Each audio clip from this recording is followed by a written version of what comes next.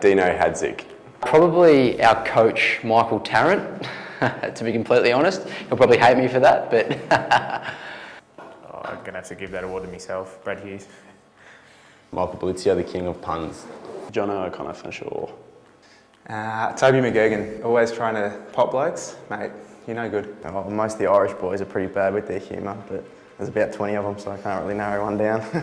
Definitely Ed Robinson and Josh Knott coming in at a close second.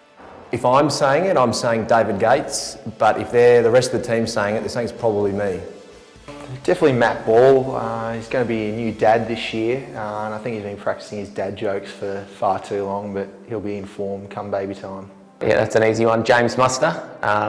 He's a past league best and fairest winner. Just always thinks he's got the best jokes, and just always, it's just horrid, just cringeworthy type stuff. Tom Oldswald, because he thinks he's hilarious. Probably Lucas Ganil. Tends to think he's pretty funny, but comes out with some absolute spanners of jokes. Coaches think they're funny and they're not. A lot of the time they're not. That'll have to probably be my housemate, Daniel Keeley, newly back to the comp, but yeah, lets me down every day.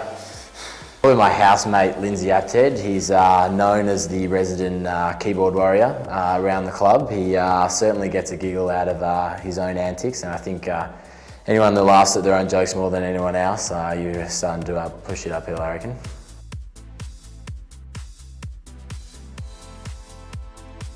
He used to be Andrew Demopoulos, but his body's given way at 22 and he's had to retire, so I think Mitch Lovell's taken over. Again, if I'm saying someone else, probably Rowan Walmsley, the darling of the competition in Canterbury, but if everyone else is talking, they're probably going to say that I do. Hamstrings, Blake Holden. Bobcat, especially when we have young female trainers around. Get on the track, Bobby, you need it. Stevie Sacosta, for sure, trying to make sure his hammies don't fall off. But Jamie Robbins, VAFA representative last year. I reckon he pays the club fees just so I can get a rub. Me, Justin Perillo. Definitely Captain Jared Eggleston.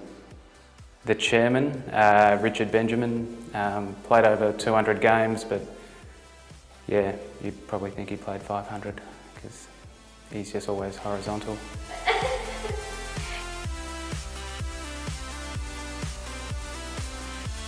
Tom Curry, for sure. He's doing it half time, quarter time, gets a bit of wheel grip in there.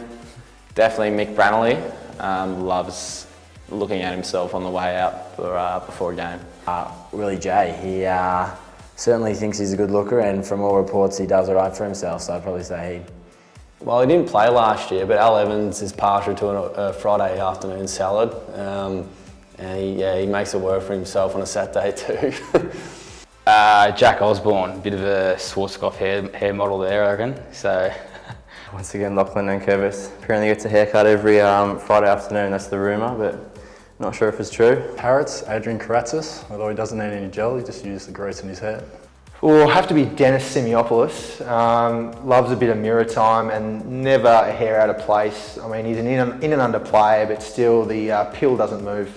Maybe I'm just jealous though, I don't know.